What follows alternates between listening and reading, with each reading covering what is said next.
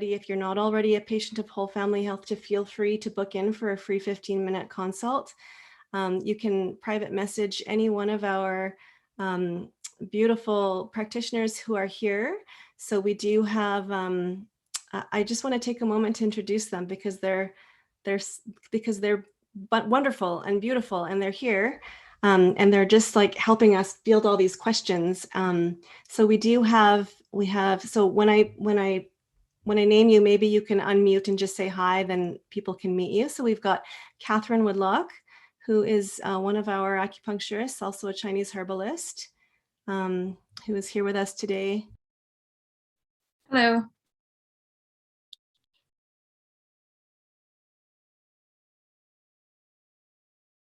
Whoops, I muted. I did the classic talk while muted thing. So that's Catherine Woodlock. Feel free to private message her with your name and contact information. You can message any one of us with your information, and we're just creating a list and we'll get in touch with you. We also have Kelsey. Kelsey is one of our acupuncturists, much loved by her patients. Do you want to take a moment to say hi, Kels? Hi, everyone. Thank you so much. Kelsey's like, we're all just pretending to be IT people today. I'm not, not at all. Christina, of course, Christina, who will be sharing more information with you later, but maybe just a quick hi for now. Hi, everybody. Thank you for joining. Okay, so that's our team. Feel free to message us. And so we're just going to continue on. We are, that was so amazing to have Dr. Dunne here. So I'm going to go next. I'm Dr. Alda Ngo. I'm a registered doctor of Chinese medicine, an acupuncturist, a trained mindfulness-based stress reduction facilitator. I have been practicing Chinese medicine since 2005, specializing in reproductive medicine and fertility since 2007. I recently moved to Edmonton about 2.5 years ago. Prior to that, I was in Vancouver, working in an integrated fertility center there, where I had the opportunity to work as an on-site acupuncturist at the IVF centers there. So PCRM being one of them. I am also a fellow of the American Board of Oriental Reproductive Medicine and a member of the International Obstetrical Acupuncture Association. I am also 1 in 6, so it took me over 7 years to conceive my son. So I am intimate with the process, which is something that really informs me as a person, and because it just changes you, doesn't it? And also informs my practice. And so it also makes me particularly invested and passionate, and maybe even a little bit nerdy about the stress that goes along with this journey, which I will take this time to speak to. I'm going to speak to fertility and stress. Let me see. There we go. So yeah, it's really stressful, isn't it? A Harvard research study actually shows that the psychological symptoms of stress, anxiety, and depression associated with infertility are similar to those associated with medical conditions like heart disease, HIV, and cancer. Some researchers and psychologists actually even argue that infertility can actually bring on a complex form of trauma.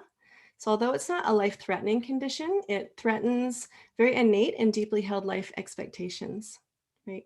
So at some point, it stops being something that's happening to you, and it becomes a part of you.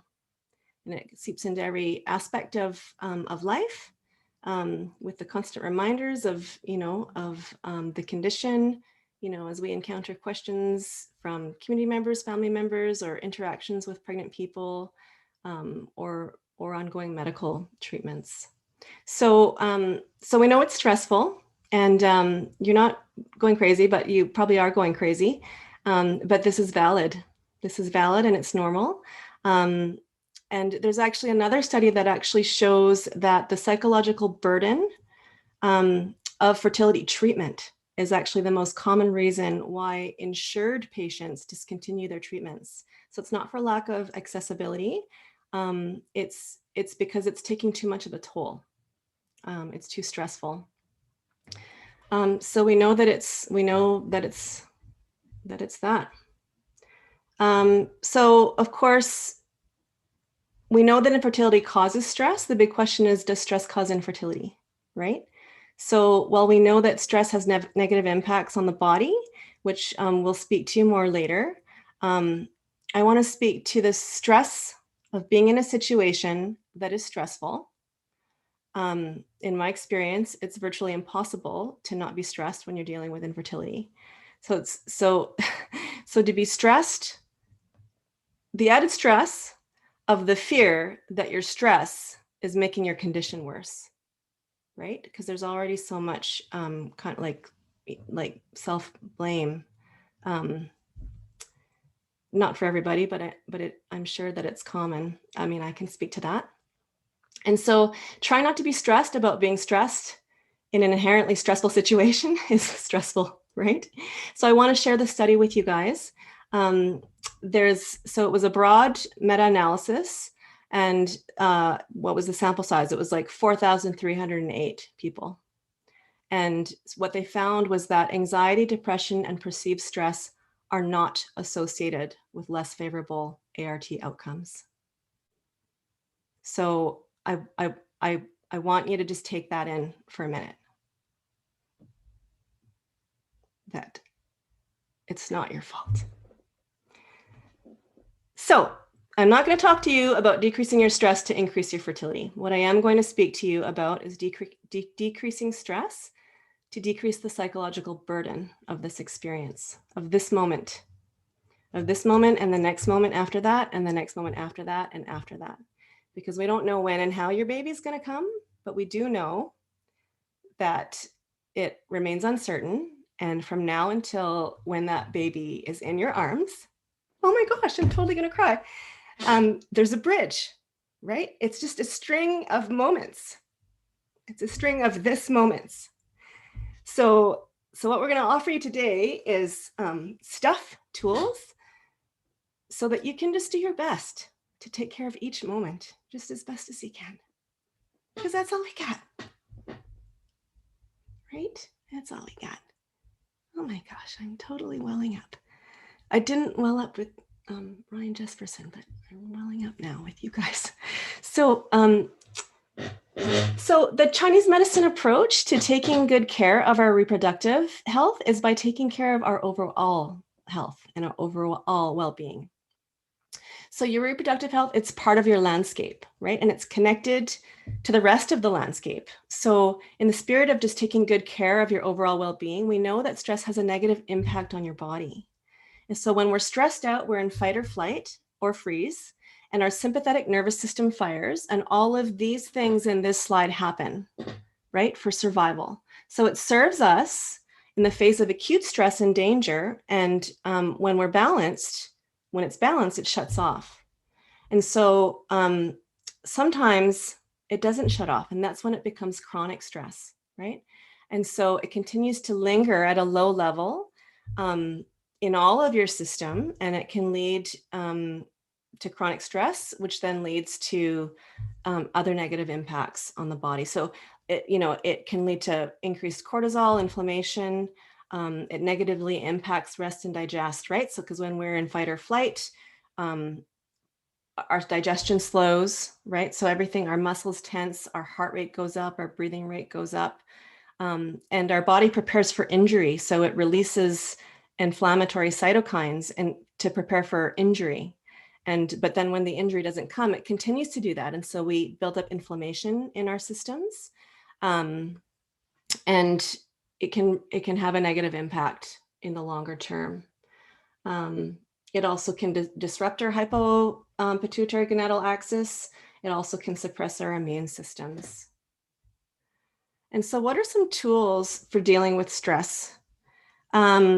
So we're going to speak to a number of them. So with an awareness that we want to make as many accessible to you as possible, we're going to speak briefly first to some that you may already be accessing and some other ones that you might want to try exploring. And we're going to make sure to touch on some take-home ones that are applicable that you can just start applying now.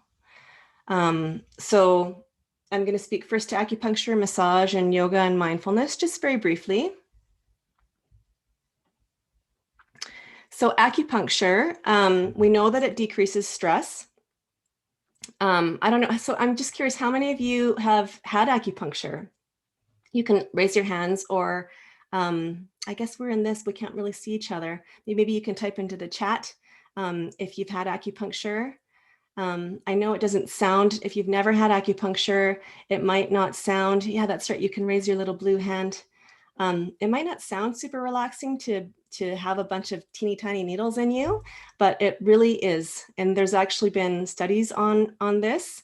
It can be challenging to run double-blind controlled studies on acupuncture, but there was one really good one that showed that there was a decrease in adrenal NPY, which is a neurotransmitter. It's a marker for stress, basically. And so when they compared, the test group with the control group, which was they were given sham acupuncture, the control group actually had an increase in this biomarker. So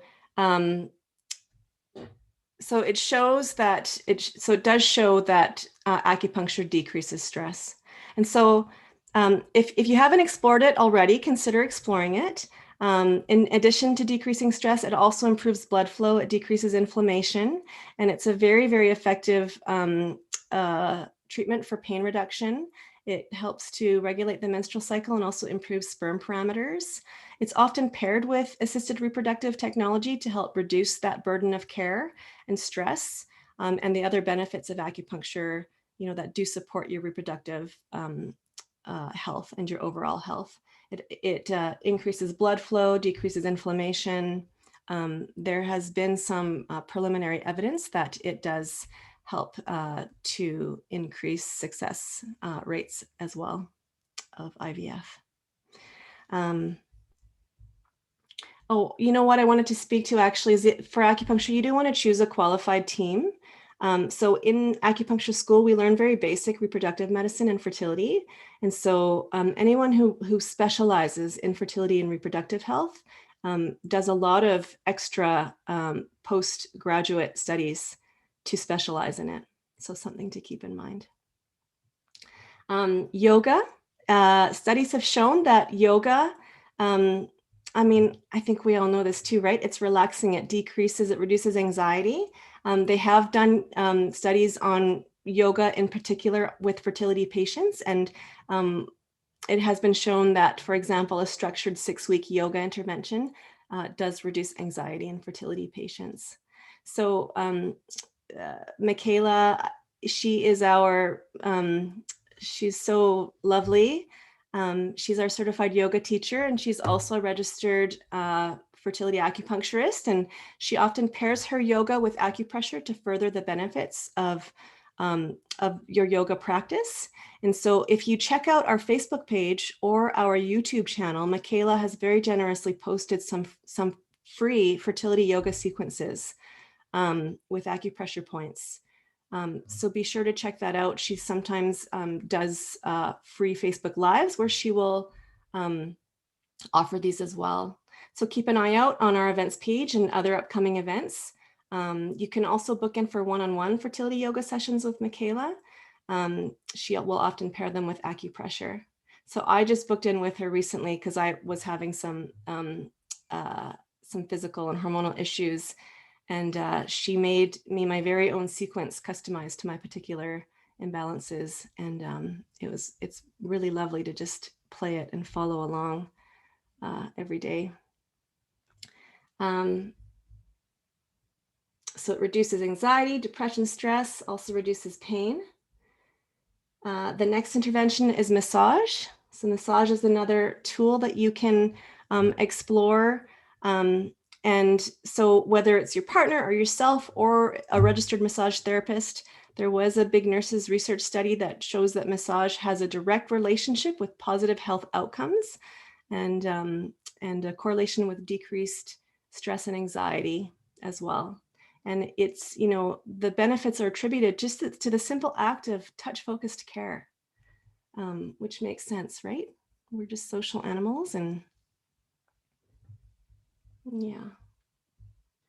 The next intervention or the next tool is mindfulness. It's one I'm kind of a mindfulness nerd if you haven't met me yet. It's amazing. It's accessible to you wherever you are. The most commonly reported benefits of mindfulness are improved sleep, decreased anxiety and depression, and decreased pain. Also improved concentration, emotional regulation, and overall improved psychological well-being. fMRI scans of the brain also show that it physically changes the brain. So they're measurable and they're visible. And so graduates of the mindfulness-based stress reduction program, which has become kind of a standard in the research and the studies. So even just after this 8-week program, they compared the brain scans, MRI scans of the participants before the program to their brain scans afterwards, and they noticed actual physical changes in the brain. So it decreases and deactivates and reduces the size of the amygdala, which is the primitive part of the brain that is associated with the fight, flight, or freeze response. And it increases the activation and thickens the cortex and the frontal lobes, which are associated with positive emotions and problem solving, self-awareness, emotional regulation, and just higher order thinking. So it's kind of like exercise for the brain. It's like working out. It's like going to the gym, but we're building neural pathways for resilience. And so the brain has a bit of a negative bias, right? So we know that mindfulness, again, decreases anxiety and depression, increases balance and resilience, changes the brain, which we need because we have as primitive people, we actually had a better chance of survival if we were kind of pessimistic. So if we saw on the horizon a speck coming towards us, we had a better chance of survival if we thought that speck is dangerous, it's a predator, I'm out of here. So we had a better chance of survival. Whereas, if we were like, oh, it's a bird, I'm going to stick around and like check it out. We actually didn't have as high a chance of surviving. So our brains are actually designed to scan preferentially for negative stuff. And so when you've got something stressful going on, it's going to be right there all the time. And we have to actually work really hard to notice the positive stuff and the pleasant stuff and the happiness. And we have to stay with an experience for way longer that's positive to form an implicit memory. Whereas if something negative happens, it'll come back and haunt us. Even if it's just for a split second, it'll come back and haunt us for the next however many days. So it's very important for us to practice watering seeds of happiness. So there are scientists out there who have devoted their lives to the study of positive psychology. So they speak to the need for happiness interventions. And they have measurably found that happiness has all kinds of health benefits. I mean, we don't really need research to tell us that, but it actually really confirms it. And so because of this negativity bias, we do have to actively practice with cultivating awareness of what brings us joy and happiness and pleasure. And so it's not about denying the hard stuff. It's not about, pushing that away. We acknowledge that stuff because otherwise, because it's calling on our attention. And if we don't tend to it, it will keep knocking. So we do attend to the hard stuff, the challenging stuff. And also, like exercising our brains, we need to cultivate the strength and the muscles and the neural pathways associated with happiness. Otherwise, the negative stuff really takes over. And so one of my mindfulness teacher, Thich Nhat Hanh, he sees the mind. He teaches that the mind has two levels. So there's root consciousness and then there's mind consciousness. And in the root consciousness lies all of the seeds of consciousness. We all have the same ones of fear and sadness and despair, and hope and happiness and awareness. So all of them, we have all the jealousy, right? Self-blame, all of them. We all have all of them. And then as we walk through life, these different seeds are watered and they sprout and they grow up into our mind consciousness. And so we can take care. So as we're planting seeds on our fertility journey, we can take care of what seeds we're planting in our minds and what seeds we're watering in our minds. And so making sure to water our seeds of happiness. And so these positive psychologists, they talk about these happiness interventions. And so there's 3 that are like, I mean, we don't really, you hear about them all the time, but there's actually like research that shows. So random acts of kindness are one thing. So they did a study where they got people to do random acts of kindness 3 times a week. And they showed that it increased their happiness immediately after, and then even had prolonged effects of up to a month. And then they compared it to a group where they repeated the same acts of kindness 3 times a day, 3 times a week for 10 weeks. And funny enough, there was a lower level of happiness, a lowering that happened midway, and then a return to the baseline. So there's a way in which it kind of became habit, and there wasn't that sort of fresh novel to it. And then they compared it to people who did nothing, and of course they didn't have any increase in happiness. So random acts of kindness actually are really good for us. Another thing that you can do is gratitude journaling. So they did a study where they got people to list 5 things once a week for 6 weeks, and there was a major increase in happiness from their baseline. They then compared it with a group of people who listed rather than once a week, they did it 3 times a week for 6 weeks. And interestingly, they didn't have as much of an increase in happiness. And then there were people who did no journaling at all, and there was no increase in happiness at all. So again, it's important it's authentic, right? It's not like a check, done, done, done. It's like a pill I'm taking. So there is a sort of an adaptation that we're prone to. So we've got to really keep it fresh. And then the last thing is laughter. So laughter really, I know we laugh when we're happy, but we can also actually bring on happiness with laughter. And so patients often ask me, like after an embryo transfer, for example, what more can I do? And I always say, watch a comedy. Find a good comedy and watch it and laugh. And so what they found is they compared a group of students who anticipated laughter with a funny video to another group who didn't. And the ones who did, they had a significant reduction in cortisol, epinephrine, and DOPAC, which are all stress hormone markers. So yeah, little things that you can do, just little things you can do, little tools. They're very simple. You can incorporate right away. And then the next thing I was just going to lead you through a little mindfulness practice, just a really quick one, a little 3-minute breathing space. I haven't even been keeping track of time. I hope that we're okay. But so a little 3-minute breathing space here. So to give you a little direct experience of mindfulness, because that's the thing, is we can read about it. We can know the benefits of it, but it's kind of like, reading a menu without actually tasting it, right? So I want to give you a little bit of a taste of the experience. So if it's available to you right now, just check into your body, find a comfortable posture. Find a comfortable posture and gently close the eyes if that's available to you. And just taking a moment, finding a posture that's relaxed, but also alert. And just sensing into the body, these bodies. Sometimes my body's doing one thing and my mind is off it's thinking about something else, right? So sometimes we're not in our bodies. So coming into our bodies, feeling into the points of contact between your body and the points, the surfaces that are supporting you.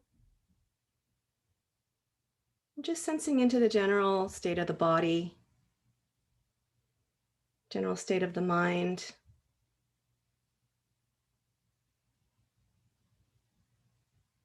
Becoming aware of what thoughts are present, what emotions are here, what body sensations. So rather than trying to push them away or to shut them out, just noticing them.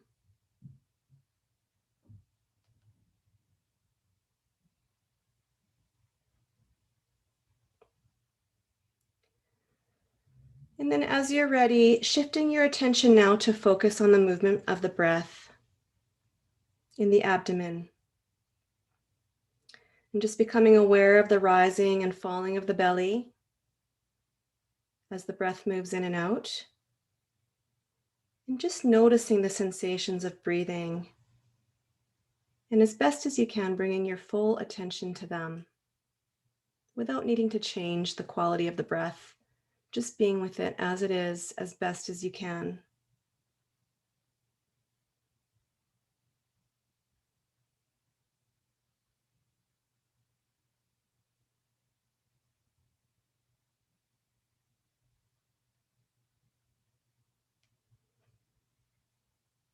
So narrowing your attention here on the direct sensation of the breathing.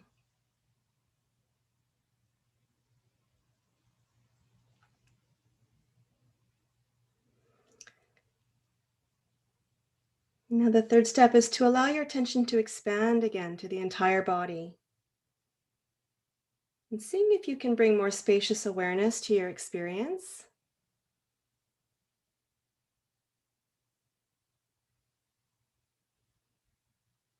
Just letting the breath be there, but in the background.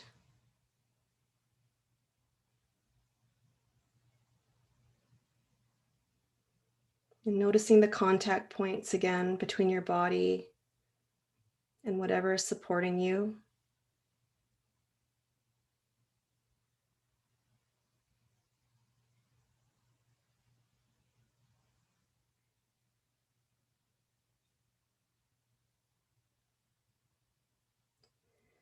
And then as you're ready, if your eyes have been closed, just gently opening them again.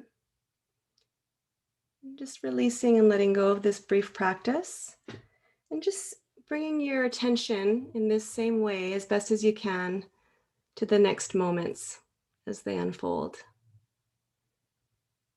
And so this is just a little 3-minute breathing space. So you start with checking in with the body, becoming aware, just stopping and becoming aware, gathering and focusing your attention, and then expanding it again. And so even just this brief pause is something that's available to you all the time. Your breath, it's really portable and available to you. And so that's a little taste of mindfulness. I am offering mindfulness for fertility. And so there has been research on mindfulness for fertility. And the research shows that mindfulness-based programs for infertility are an effective psychological intervention.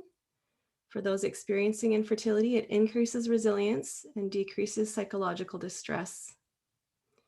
There's a greater increase in self-compassion, quality of life, and emotional regulation, decreased depression, shame, entrapment, and defeat.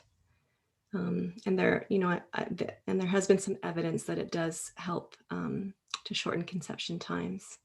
But really, it is about the quality of experience.